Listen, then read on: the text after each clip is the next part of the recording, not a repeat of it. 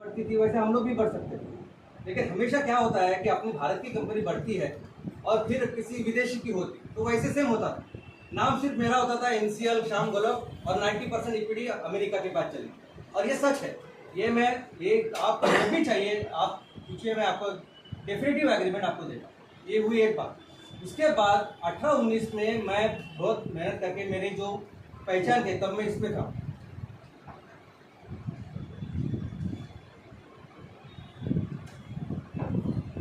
तब मैं गवर्नमेंट में था, मैं मंत्रालय में ज़्यादा रहता था, जो कि यहाँ के कैबिनेट मिनिस्टर है उनके साथ ऑलमोस्ट पीएस करके जैसे मैंने काम किया। तो उनके माध्यम से आरबीआई के बड़े ऑफिशियल ने मुझे इस फंड के बारे में बताया, जिस फंड का पहले हमने 18-19 में उसका एग्रीमेंट किया, 50,000 करोड़ के लिए एग्रीमेंट किया, और वो आपके सबके मिलने के पहले 18-19 में आरओसी में दाखिल किया कि देखो हम ऐसा एग्रीमेंट कर रहे हैं 50,000 के लिए।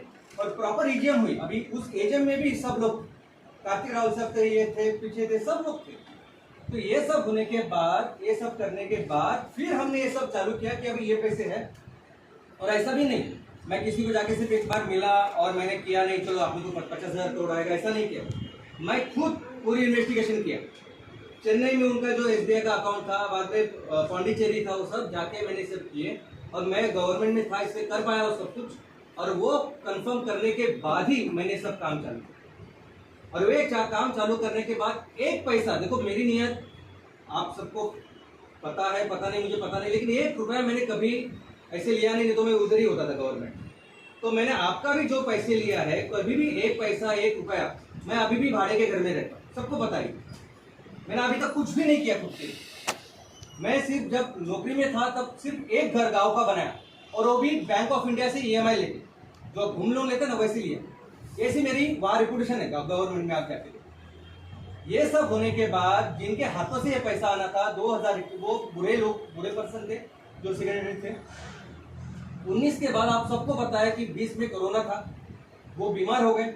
21 में ही अपना काम हुआ था। मैंने आपको जब वो आरंभ प्रचंड और बाकी सब चीजें की ना, तभी हुआ था ये सब हुआ था। लेकिन उनका मेजर ऑपरेशन हुआ 22 में, वो गुजर गए, इसलिए वो डिले हुआ जो कुछ हुआ।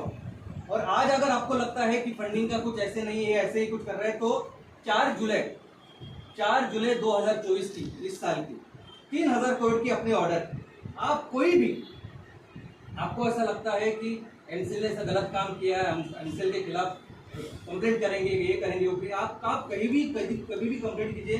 गवर्नमेंट अथॉरिटी जब जाएगी देखेगी तो उनको पता है। इनफैक्ट मैं आपको बोलता हूँ, आप सबके आशीर्वाद से जो अच्छा काम हमने किया है ना, वो कोई कॉर्पोरेट नहीं करता। लोग सिर्फ बाहर से पैसा लाते हैं, लेकिन गांव के लिए, किसानों के लिए कोई ना काम करते, जैसे हम लोगों ने काम किया। और ये सब पैसा हमारे लिए आता है। और ये सब लोग मुझे क्यों हेल्प कर रहे हैं, आरबीआई वाले मुझे क्यों हेल्प कर रहे हैं, क्योंकि ये वे मुझे बताते हैं कि ऐसा अच्छा काम कोई नहीं करता जो आपने किया है डॉक्टर। और ये जो आपने जो किया है, ये वाया नहीं है, ये वेस्ट नहीं है।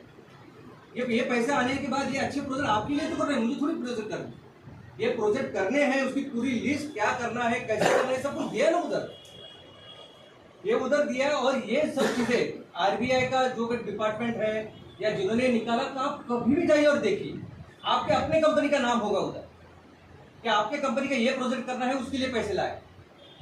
ये पूरी चीज है ना। अभी मैं जब जिम्मेदारी के साथ उस पोस्ट पे था, अभी भी कुछ कर रहा हूँ, मैं पैसों के लिए ऐसा सब करूंगा क्या? मुझे पता है ये विलम्ब होने के बाद, डिले होने के बाद आपको लग सकता है ऐसा। 4 जुलाई के बाद भी मैं आपको बोलता हूँ, जुलाई एंड तक ही ये पूरा पैसे की शुरुआत करनी थी।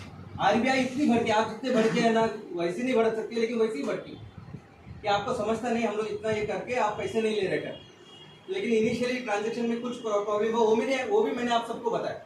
पहले उन्होंने 73 करोड़ रुपए दिए, वो केवाईसी की वजह से नहीं हुए, तो एक डायरेक्ट वायर ट्रांसफर करना था, तो उसके लिए जो फीस करनी थी वो हम कर रहे हैं।